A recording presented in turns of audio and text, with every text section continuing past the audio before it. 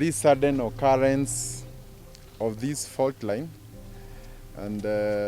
as a county we also decided to request for the support of other government institutions that have expertise in area of geology, and in particular here in Nakuru we have KenGen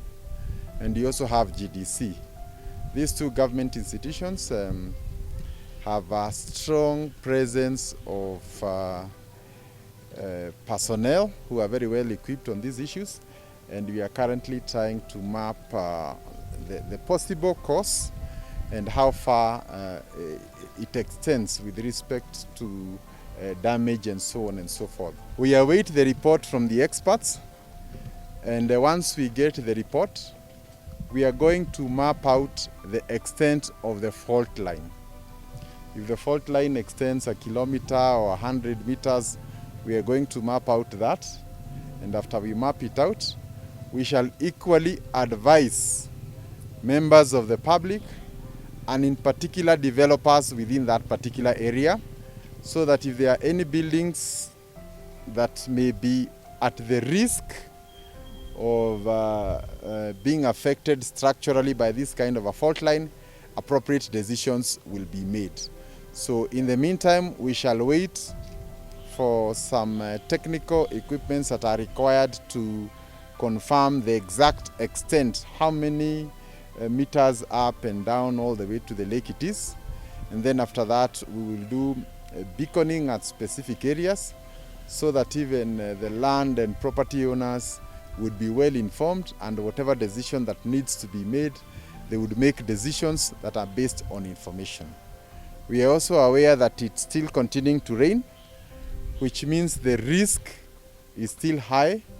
A lot of water that was disappearing here obviously would go down under and all the way up to the lake. So there's a lot of erosion within that particular fault line. So if there's a house on top of it or any other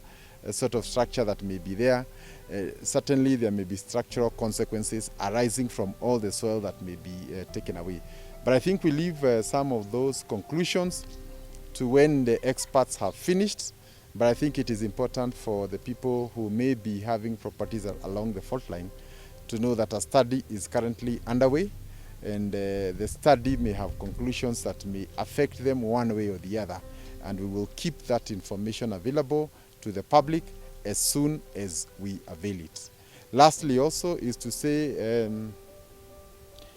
as soon as that report is availed,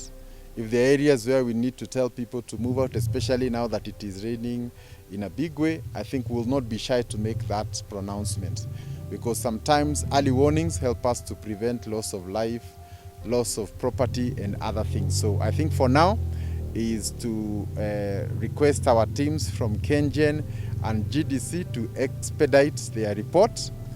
so that members of the public can benefit from it. But we take this as a very serious matter, because it may have serious structural consequences on some of the buildings or other infrastructure along this way.